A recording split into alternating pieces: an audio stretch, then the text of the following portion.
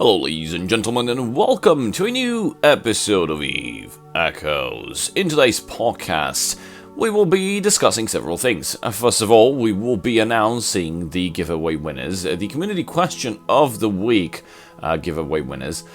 Secondly, we will be talking a bit about the patch notes, actually the patch that we received on last Wednesday, because there are some things that made people happy and there are some things that made people angry, and we want to find out why. I'm mostly certain that you already know what I'm talking about. And third, we will be discussing yet again some bits about drones, because well, it's a never-ending subject and there's so much to talk about them. Also, I've had quite a bunch of interesting discussions and arguments in the comment section on the previous videos, and I honestly want them to crawl through them and to give you guys an impression about what are we talking about. That you can join us, by the way. But I really appreciate that we have fellow software engineers in the community in the comment section. I don't know, pointing out some of my flawed thinking, or just providing counter arguments, and me providing more counter arguments, or just falling into place into one pretty obvious statement in that the drones implemented this game implemented pretty badly. This is something that we can totally agree upon with overall. So let's not waste any more time on this. Let's move over to the community question of the week giveaway winners. And the question for last week was, do you think that the Orca and the Rorqual will bring any value to industry players? And the first winner of today is Rayamonte Shoulders with the comment, industry changes should be made from advice by people that do industry. Currently, NetEase takes advice from people who PvP and PvE and expect them to change industry. This is like asking a poor man to help you become rich. My prime example, NetEase several times said that compression cost needed to be high because compressed ore would break the market. I haven't seen a broken mineral market since they changed compression to 90% reduction costs. I also say this, I do not know how adding Orca or the Rorqual is going to break or contribute to the market crash. Many people cannot or will not be able to fly these ships or afford to fit them. The Coveter will remain the mainstay, and mining drones may provide a modest bump in overall acquisition. Pretty good points there. Congratulations, Ray. Moving over to our second winner of today, which is Wrath, with the comment, hey Gica, first time for me here. As a solo industrial player, I think the new ships will add more depth to the game, but the main problem is that it won't solve the overflow of minerals and PI. A solution to the issue would be adding, like for EVE Online, ammunition for the weapons. The thing is that it makes the game less casual, but this could be a possible solution. Let me know what you think about this. Congratulations, Wrath. Yeah, we were promised some time ago that ammunition will be arriving in EVE Echoes, yet that did not happen. Why? We do not know. There's no obvious explanation from the developers. Actually, there's no real statement about that. Also, there's another thing that the developers promised us and they did not deliver, which is a special side of eWar. It's called ECM. It's jamming, basically jamming other people from preventing them from being able to acquire targets, to lock onto targets. And they promised that, I believe, I quote, it will arrive 3 months after the initial eWar content update, and that was over a year ago, and it did not happen. So we might never see ammunition, or I don't know, it might just be a surprise. But yeah, ammunition might be a sink for the minerals and the PI that we have so much in excess. And our third and final winner for today is Husker with the comment, GicaForta, I absolutely believe the new ships will bring value to the game. New ships mean new content / gameplay. The new ships provide another goal to hit and an opportunity to use some skill points that have been collecting dust. Industrial players are still chugging along throughout every change that has been made since insurance hit. Myself and other industrial players took an ISK hit, but are continuing because we love the game, not because it's a little harder to make ISK. I think that if the devs did a wipe on PI and minerals every few months or less, is in the game that could help, seeing as how they are impacting Plex already. Also, changing recipes on the blueprint so more minerals are needed to build could help as well.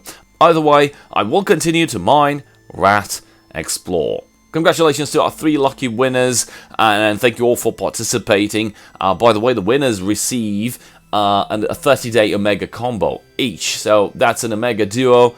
It's basically 1 month of premium, and all you need to do to get a shot at winning one of these is to basically answer the community question of the week by dropping a comment with your in-game name, your character ID, and the answer to the question.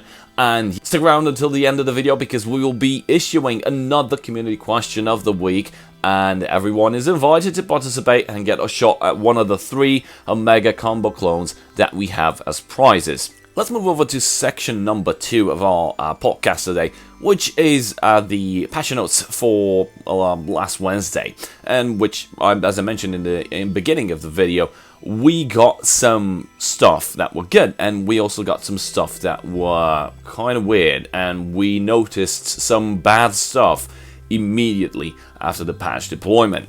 So the good things that are covered in here is basically that the Concord Pass is now bigger, and not necessarily bigger in size, but it requires more points to complete, and it has more levels available, meaning more rewards, and of course better prizes, because what they did was they introduced, as in content, they added some of the stuff previously inside the Concord Pass, which means we are now seeing a recycle of the nanocores, or at least the reintroduction of some nanocores that people weren't able to acquire at the time they were present in their specific time period. For example, I don't know, 3 months ago, a specific nanocore was made public inside the Concord Pass, was available. People who joined later than that date and the Concord Pass ended basically are unable to get that nanocore ever, unless it's being recycled or reintroduced every now and then. So this is exactly what we're getting, and this is actually a pretty good thing. We've been asking for this to get our hands on previous nanocores because, well, some of them are bad, like the initial ones that did launch when the whole nanocore system took off were completely garbage. But after a lot of feedback was provided by player base and via the ticketing system, they actually started improving on them, and we kind of got better nanocores. This is something cool because we get old content being reintroduced.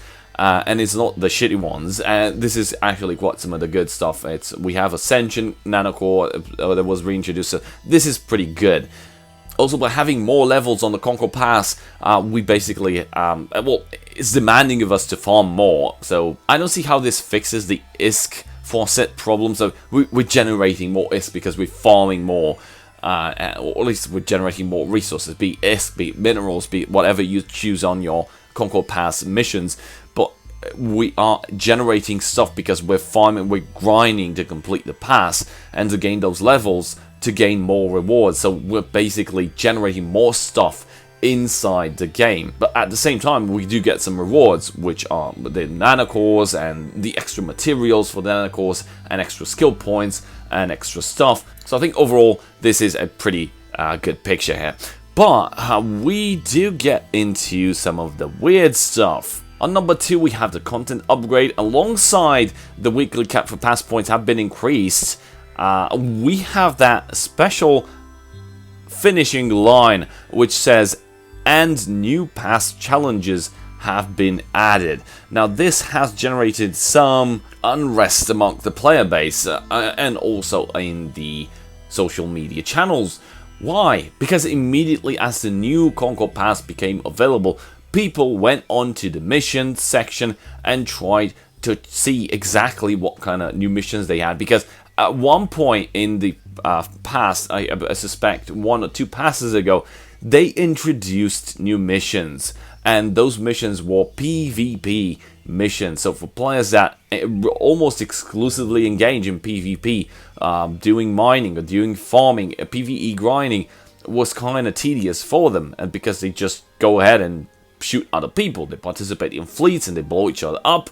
This is pretty much how they live Eve Echoes and basically live inside New Eden. They're nullsec people. They don't care about PvE, they just want PvP, and I don't know, they probably don't need to make so much money because they just pay their subscription via the in-game store with just $15 an Omega combo, and for whatever need they have, they're probably just looting of stuff off the battlefield. So, the Concord Pass for this type of players was completely crap, and they added PvP missions. Get 300 million worth of a kill mail, or gain 1 billion cumulative kill mails in total value, and you'll get like 300 Concord points for the Concord Pass. That was actually amazing, that was actually great. But what happened afterwards, after this patch, when people logged in to see what kind of missions they had? Well, they were in for a surprise. I would say that some missions might have been added either in reverse engineering or mining or manufacturing or some other crap, or on PI, collecting PI, but something changed with the combat missions that we had in the Concord Pass. The PvP missions have been removed.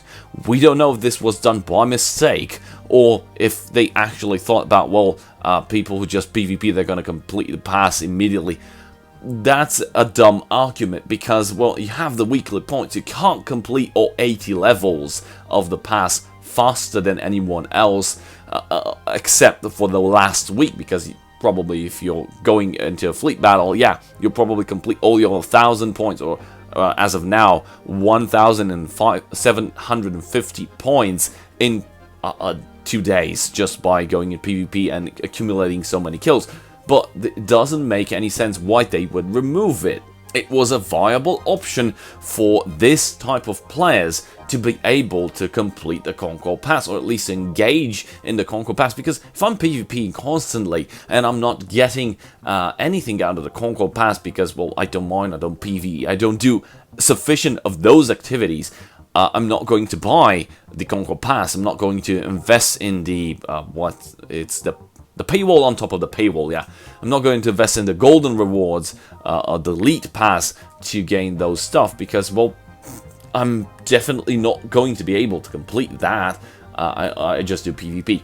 So they added those missions and now it's gone away. The developers have not issued a statement about this yet. We have no information. We've asked them multiple times, us content creators, what the hell happened with those missions, and, well, they haven't spoken a thing about them. So I'm not sure if this was deliberate or somebody forgot to check in their code into the main branch, and when this patch was developed into another branch and was merged into trunk or main, whatever kind of Git flow they have over there, or versioning, the changes that included the missions for PvP were overwritten, actually were removed because the new release did not contain them. That would be extremely stupid, and I hope they didn't do that. But, well, mistakes happen. I'm going to give them benefit of doubt about that. But if they state that we removed them because we think they're stupid, I'm going to call them out because that was a dumb move. You are alienating people that you got them invested in. Now you're taking that away from them. What the fuck? And now we're moving into our third part of this video, which is more talks about drones. And we got some interesting discussions in the comment section. I'll try to go through some of them. They actually make a lot of sense, and both the arguments that the commenters have provided, both my arguments are pretty valid. And as I mentioned, we did get at certain conclusions that the drones are poorly implemented in Eve Echoes and should be designed accordingly, or at least they deserve more investment, because they're a weapon type, but they're not treated as a weapon type. It's kind of weird. So we have Havoc and Chaos. with the comment, "Love your vids, Gica, but as someone who has also programmed an object-based application, not sure that they could use inheritance to cut down on the server load unless their programming is super inefficient," and maybe it is. This response is sort of a thinking out loud, work as I go apologies. Too long did I read. In order for combat to work at base level, all objects, drones and ships need the following properties: location, vector, velocity, shield, armor hull, resistances for each capacitor, capacitor recharge rate, weapon range, fire rate, damage drone, control range. I'm probably missing some. They then also need to perform calculations on all, on most, depending on fit of those properties. Every server tick, especially when fleet bonuses are present. If drones have more properties than this, then yes, they should cut those out. Unfortunately, this is still a large amount of data when we're talking 200-man fights with 1,000 drones. Given the above, that's a minimum of 8,000 that's a minimum of 18,000 calculations and variable updates per tick, which is 2 seconds in Eve Echoes, just for this single theoretic engagement. In terms of information relayed to the client, of course, each client does not need all of that, but still needs the location vector of 1,200 units on grid, as well as HP related values for up to 14 objects, 8 locked targets, 1 self, 5 drones, and all other stats related to the player's own ship and modules. All of that said, I do think that there is a room for improvement, but that would likely mean a change in the way drones work and feel. For example, if we look at carriers and fighters, a similar method could be used when a drone pile has a drone stack. It's really one group, but the group's effectiveness is reduced when so much HP is lost. Similarly, if drones only had HP and not separate shield armor hull, that would cut out 6 minus 1 times 1,000 equals 5,000 calculations and variable updates each tick, but would also cause issues with logistics and probably spark player pushback.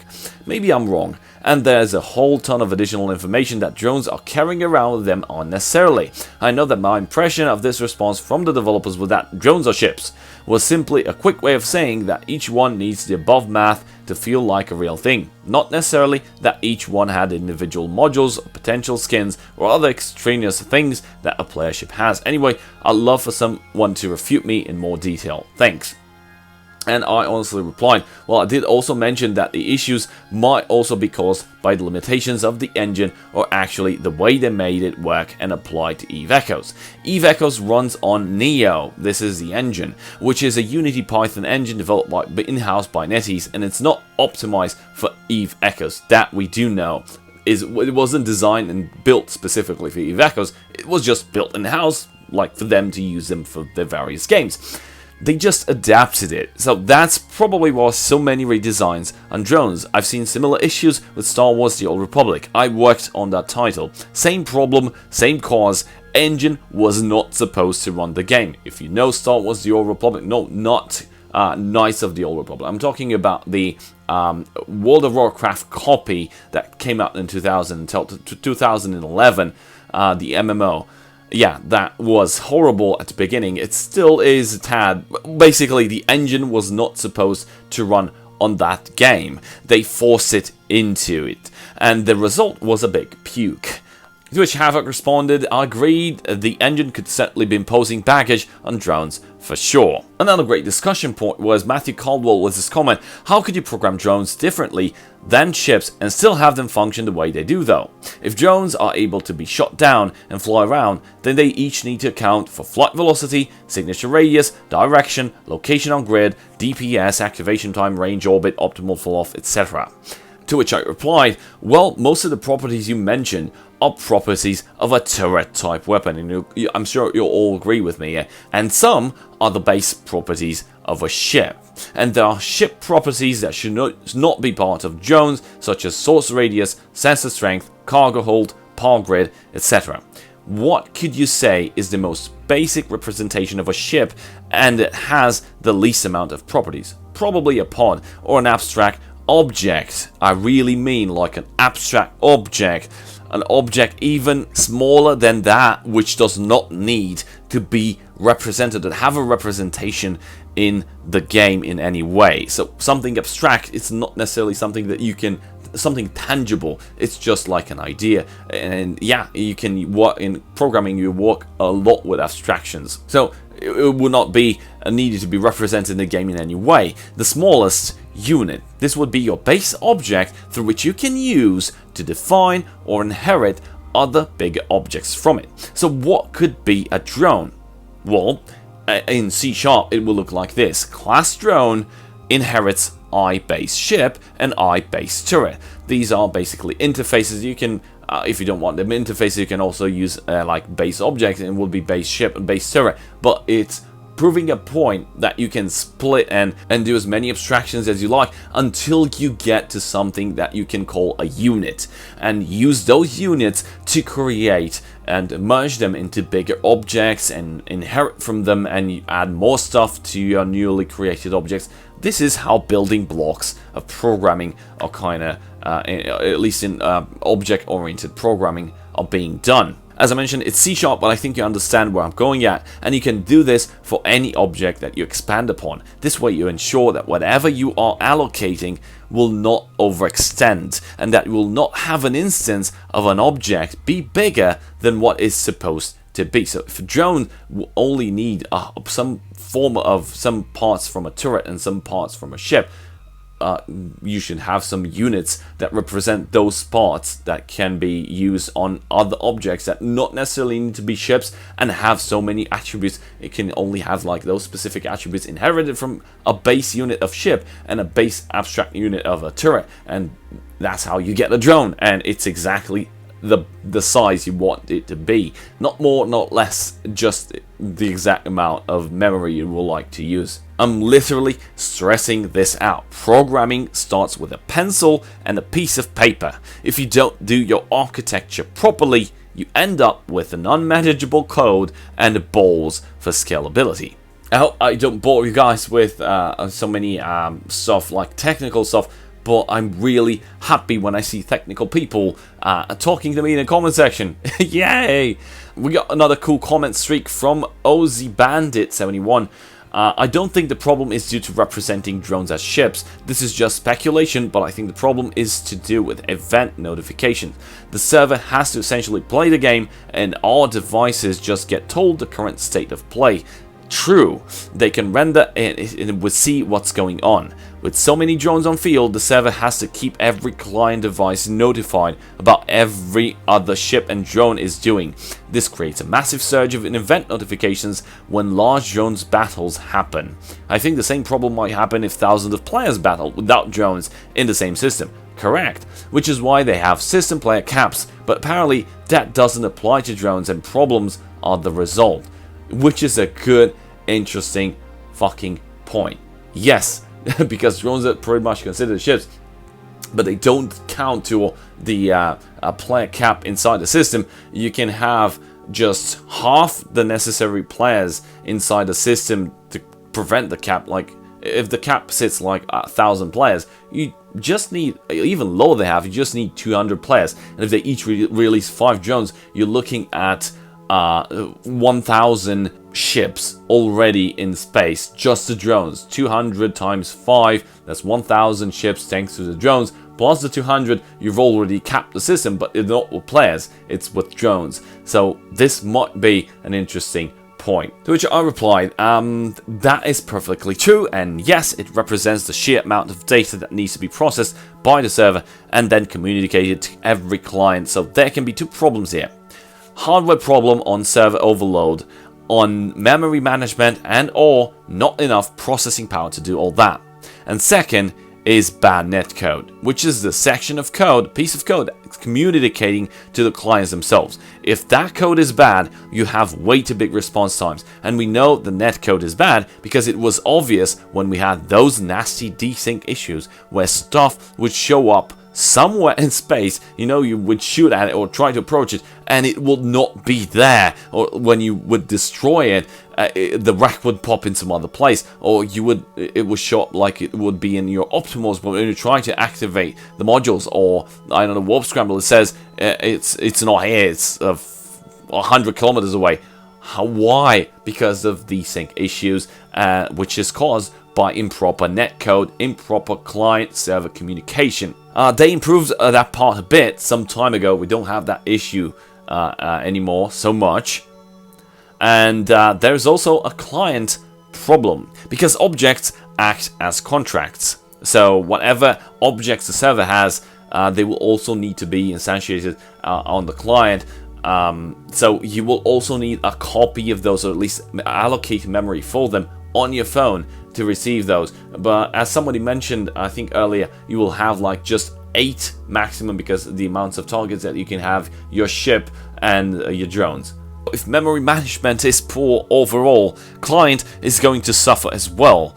Also on client side, there is also the engine, which may crack under stress. As you've said, it's all speculation on our behalf, as there are so many areas where failures occur. To which Aussie Bandit mentioned that, do we know what engine it is? Have they ever said it? I think every system is a separate simulation zone, which is why the game has to kind of reload itself every time you jump system or dock on dock. It has to inject you into the simulation for that system and possibly remove you from another. I do wonder if the problem isn't just one of not enough server scale to cope with the size that a simulation zone can become. The cluster would have to cope with simulating every system in the game. Some are empty with just maybe timers to track and maybe completely empty, while others host large-scale drone battles. Maybe the drone battle simulation zones require more power than one cluster node can provide, assuming a system simulation does not take place across several nodes. The easy solution would be to simulate one system per node and scale the servers enough so that you can simulate all systems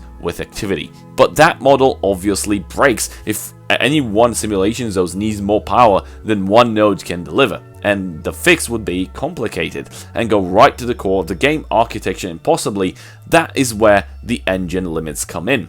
Engine will have to support that, and if they did try to fix it, is there any guarantee the game wouldn't start working like the new local pop-up, laggy and more bugs than before they fixed it? Very good points there. We know the engine. It's called Neo. It's Unity in Python. It's proprietary, built in-house, and from my knowledge, not specifically built for Echoes. I think I'm repeating myself. Sure, there is limitations on that engine. It's pretty obvious due to several of the redesigns that we've seen, and the argument to make it simpler for mobile does not stick. One thing I forgot to mention, and actually ties into what you said about scaled battle and the stress it takes over the server. CCP has Tranquility server set up, which is the server for EVE Online. Set up pretty interesting from hardware perspective. At one point in 2015, they mentioned that they had around 12 nodes, and each node of the server had 768 gigabytes of RAM. Think about that. And we know New Eden is structured into several nodes, each node catering to up to a group of 3-4 regions. To compare it to Echoes, I highly doubt that they even invested in this much hardware, mostly because EVE Echoes server is outsourced to some third party, while EVE Online's servers are on premises located in Reykjavik. If you want to read more about how EVE Online servers are set up, you can actually the history of EVE Online servers and how they evolved into like military grade hardware. You can check that link below. It's a pretty interesting story. If you're a tech geek, a tech nerd like myself, you'll find that article extremely interesting. Also, as a side note, more issues that we find with drones, because why not? I've been recently trying to figure out why some of the drone boats are bad when it comes to electronic warfare. The Armageddon is not actually pretty good. Also the Arbitrator, but the Armageddon, what's wrong with it? Well, it has only 4 drones. And how many Midslots does it have? Well, it has 4. Well, let me tell you something about Midslots. Actually, if you take 4 with 4, you get 8. Armageddon has 8 Midslots. So does the Dominix has 8 Midslots. Why does the Armageddon have more electronic warfare capabilities than the Dominix?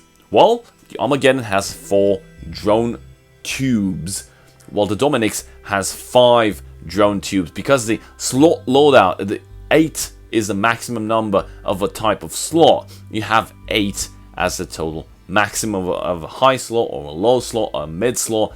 That's you can't exceed 8, because well, that's pretty much the design template of all the ships and the fittings.